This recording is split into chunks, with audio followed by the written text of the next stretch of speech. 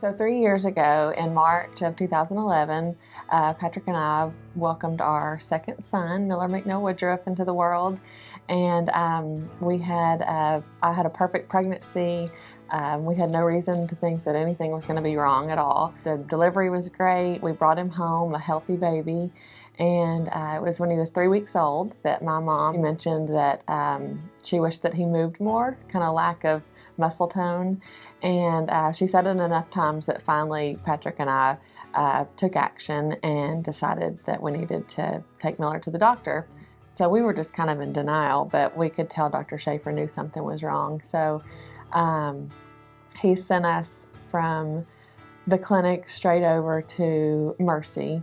So they did, test after test after test. They did an MRI and an EKG and lots of blood work, and they did a muscle biopsy. And it wasn't until they did the EMG, which is what gave us the initial diagnosis. From that little test, they could tell, she wheeled over and told us that she was sorry to tell us, but that our son had spinal muscular atrophy.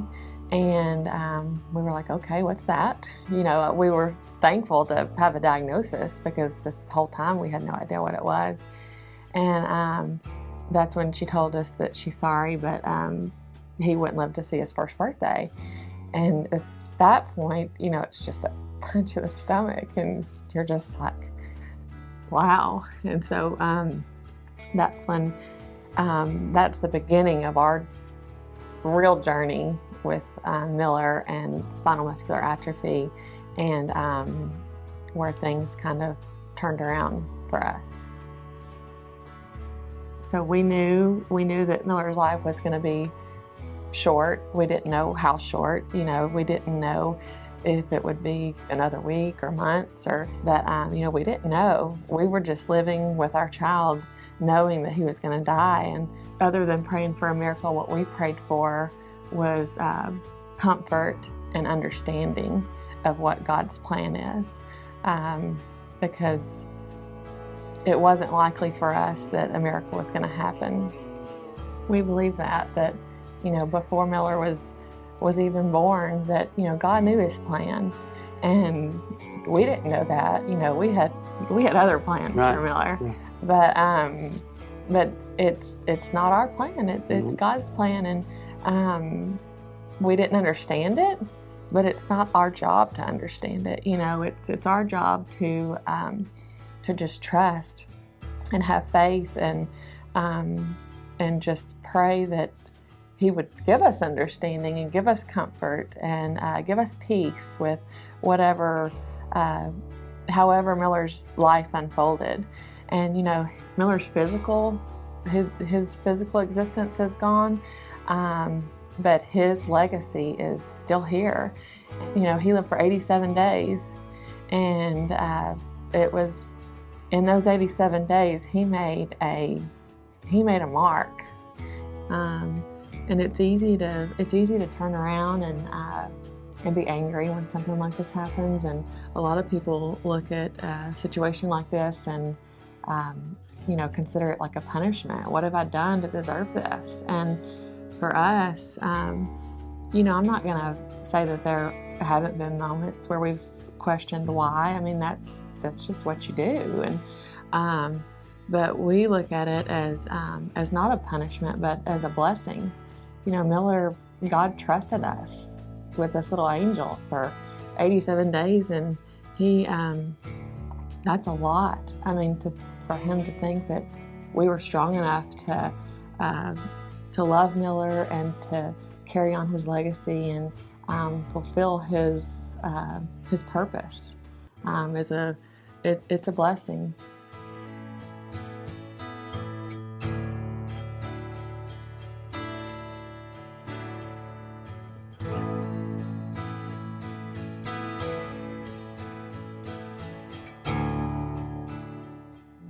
So in that room, Patrick and I at that moment just literally just hung on to each other. Just were hugging, and because what you do when you're faced with something like that, you never know what you're going to do. And But what we did is we hung on to, our whole world had been turned upside down. All of our dreams and our plans for Miller, and it's just in that very instant, just changed. Your whole life just changed right then. And so we hung on to what's constant in our lives. And for us, that was each other and our faith in God.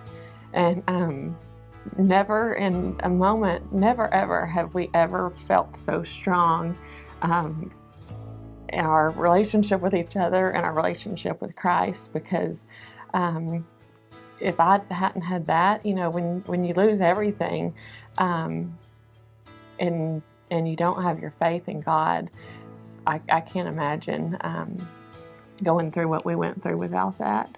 Well, when we got the news that Miller went to see his first birthday, Meredith and I turned to each other, and the first thing we talked about was our faith in Jesus, and that faith does heal, and there will be brighter days. When we got married, we talked about faith, family, friends as the 3 F's, and then we had the 4 C's: commitment, compromise, communication, and church. And faith, family, friends, we put that in our house in 2006, and we would have never thought that faith, family, friends would have meant so much when we came back home that week after we got Miller's diagnosis. And faith heals.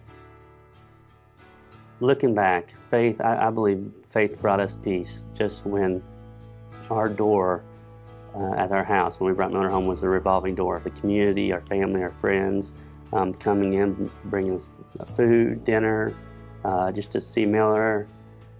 So we knew then,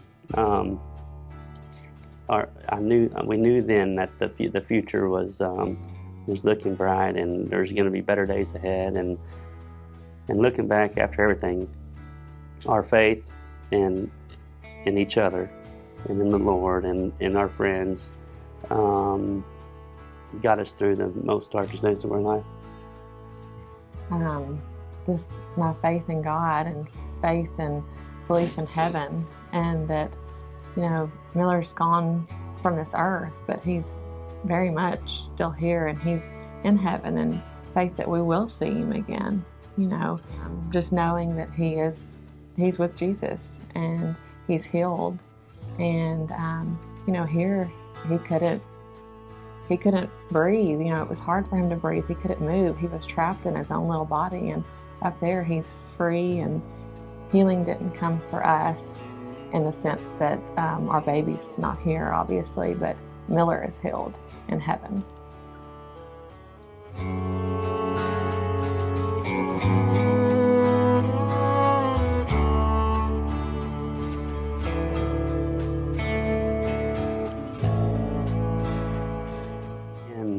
Since we started the foundation, and we've had all the support in the community and really throughout the United States, we have been funding clinical trials, Dr. Casper's clinical trials up north, gene therapy, to come closer for a cure for SMA.